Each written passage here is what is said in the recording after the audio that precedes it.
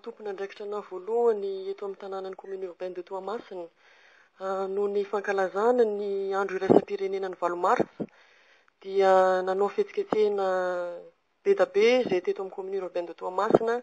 Misy moa ny fiara-miasa amin'ireo olona rehetrarehetra izay nanaovanay fihetsiketsehana izay. Ny fa misy 10 andro talohan'ny 8 Mars moa dia nampivory an'ireo tompon'andraikitra eo anivon'ny tsena izahay sy ireo fikambanan'ny vehivavy eo anivon'ny tsena tsirairay. Mariko etoana fa misy anankisivy ireo tsena ofisialy eto a Toamasina.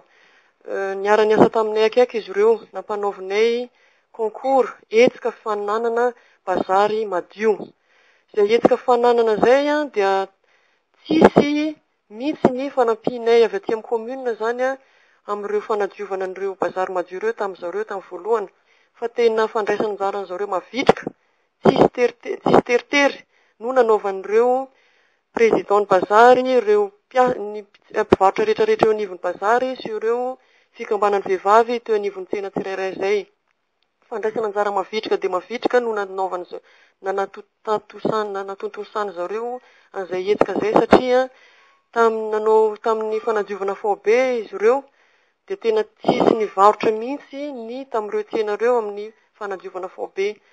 Ny fanampiana nataonay teo amin'ny commune, nisy ny fiara-miasa nataonay teo amin'ny commune satria zava-poana moa izany fanadiovana fobe izany raha ohatra ka tsisy fiara-miasa teo amin'ny nivon'ny commune. Nangataka pompier ireo bazary ireo, nangataka camion andraisana an'ilay fako ireo bazary ireo, dia tonga ara-dalàna izay rehetrarehetra izay zavatra nangatahan'izy ireo izay. Tamin'ny andro ny hetsika lehibe fanadiovana fobe dia eo ny pompier, eo ny camion ny commune izay manala an'izay fako izay.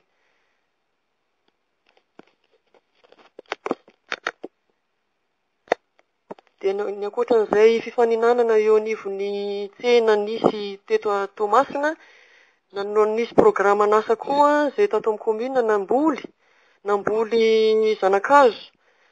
Reny zany nambolinay zanakazo reny teo anoloana ny lapan'ny tanàna. Misy 2500, 500 2,000 pépinière teo zany nambolinay teo anoloana ny lapan'ny tanàna izay. Nisy fiara-mientana, vehivavy mpiasan'ny commune rehetrarehetra zany nandray anjara tamin'io hetsika fambolekazo io. Nisy koa niara-nandray anjara tamin'io ny ekipan'ny IMT, Ilmaresaka Tamatavy moa nanampy anay tamin'ireo fambolekazo ireo. Ankoatra ny fambolekazo nisy teo anoloana ny lapan'ny tanàna, dia namboly koa izay flamboyant, 20 zanaka flamboyant nambolenay eo amin'ny boulevard Auganieur satria ny boulevard Auganieur moa ny emblème ny boulevard Auganieur dia ireo flamboyant ireo. Efa betsaka ireo flamboyant ireo, efa tsy nisy tsony ny rongotry ny cyclone ny sasany, dia ny sasany moa efa antitra. Dia nanolo an'ireo flamboyant ireo zany izay teo anivon'ny commune urbaine de Toamasina sy ireo ekipany Ilmaresaka Tamatavy ireo nanolo an'izay flamboyant efa tsy nisy izay. Ny fambolekazo izay nataonay moa natao tamin'ny zoma faha-4 ny Martsa, dia ny latsinainy faha-7 ny Martsa izay tsy nadininay ireo vehivavy izay voatazona eny am-ponja. Napiaro an'izareo izay tamin'io fankalazana ny andro iraisam-pirenena ny 8 Martsa io, satria misy an'ireo vehivavy ireo tena misy ireo vehivavy tena tsisy mpiay. Misy koa ireo vehivavy ireo tena misy izay tena hoe tsy nanao eloka fa voaeloka amin'ny izay akasiparana ny sasany. Dia natsiaro an'izy ireo zahay, dia nanolotra tamin'ny andro latsinainy io tamin'ny 10 ora maraina izay nanolotra télé, vata fijerena lavitra, écran plat sy décodeur izay misy abonnement ny Canal Sat mandritra ny herintaona. Izay zany natolotra anay tamin'ireo vehivavy am-ponja ireo, satria amiko manokana ireo vehivavy ireo dia manana zo mba fantatra ny fiainana ivelan'ny rindrina anankiefatra avo dia avo izay misy an'izy ireo anatin'ny fonja izay. Manana zo ireo alalan'ny zavatra misy eto amin'ny ty nositsika ty, inona moa ny zavatra misy eto fa ny vaovao izay iarahantsika mahafantatra koa eto amin'ny ty nositsika ty, manana zo ireo olona ireo mahafantatra hoe inona moa zavatra miseho eo anivon'ireo fiarahamonina eto amintsika Madagasikara ity. Manana zo koa ireo ahafantatra mahita ny zavatra vaovao na maneran-tany, mba ahafantatra inona ny zavatra misy koa maneran-tany. Zay nahatonga anay tsy nanome vata fahita lavitra fotsiny izay, fa nanome an'io fitaovana avy any amin'ny Canal Plus izay karakarainay aty amin'ny commune urbaine de Toamasina, izay no miantoka ny abonnement-nio anatin'ny herintaona. De izahanay moa zany renovelena foana zany zay abonnement zay isa-taona isaky ny 7 martsa. De tao anatin'ny andron'ny fafitony marsa, andro latsinainy io rehefa avy nanome fanomezana zay tamin'ireo vehivavy voafonja, de nidina koa izahay tamin'ireo centre amin'ireo fanabeazana, foibe fanabeazana an'ireo zaza kamboty, ireo zaza tsy manana mpiay.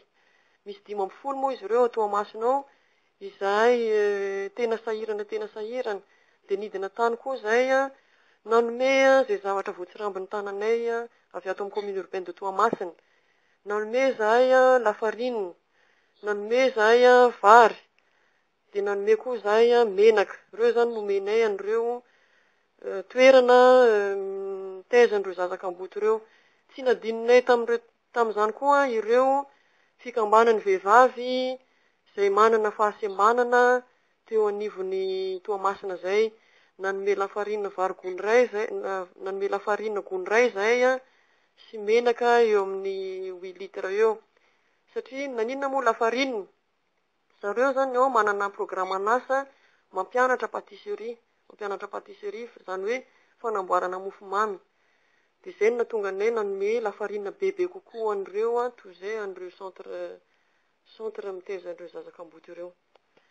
De tamin'ny andron'ny 8 mars nisy ny lanonana teo anivon'ny tampon-tanànan'ny Toamasina.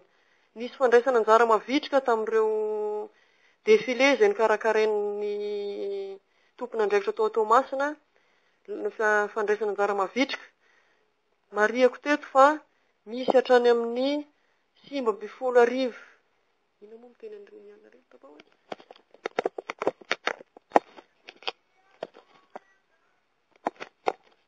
Tamin'ny andro fankalazana, tamin'ny andron'ny 8 marsa izay fankalazana ny andro iraisam-pirenenan'ny vehivavy, dia mariako eto fa navitrika tokoa ireo vehivavy teto an-tampon-tanànan'ny Toamasina, fa ny tampam-pavitriana ireo vehivavy nandray anjara tamin'ny fankalazana an'izany 8 marsa zany dia tany amin'ny 7:03 tany ny fankalazan'ny fandraisan'ireo vehivavy anjara teto tamin'ny tanànan'ny Toamasina.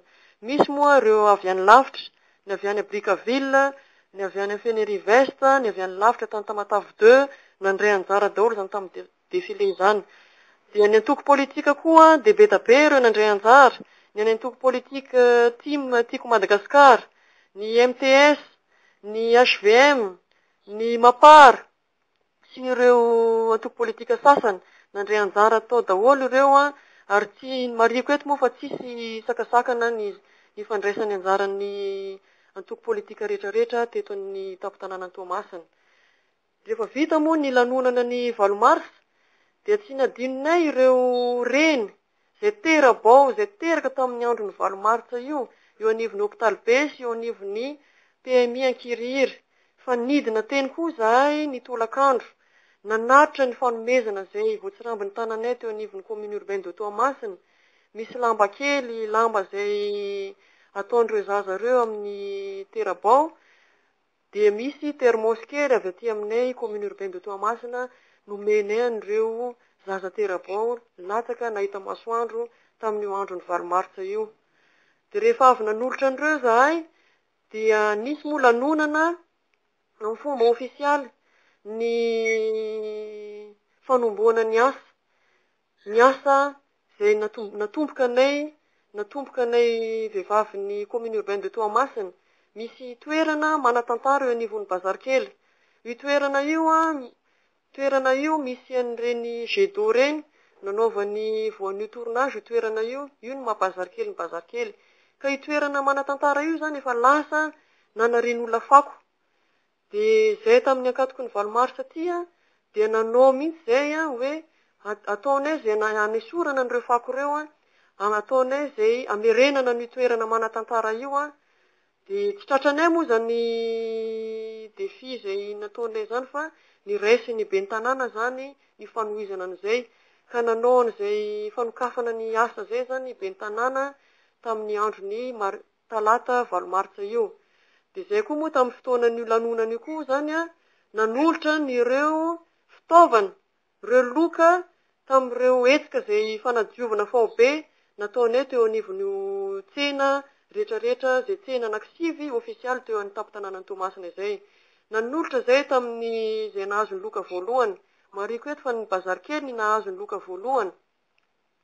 Ny loka voalohany dia misy ny brouette anakiefatra, lapelle anakiefatra, râteau anakiefatra, misy saut koa nomenay an'ireo olona reo ny nahazo ny loka voalohany. Ny nahazo loka faharoa sy fahatelo moa nahenanay arak'izany. De ny fahaefatra ka hatramin'ny fahafito nomenay brouette tsirairay avy nomenay fitaovana koa ireo nahazo farany ireo.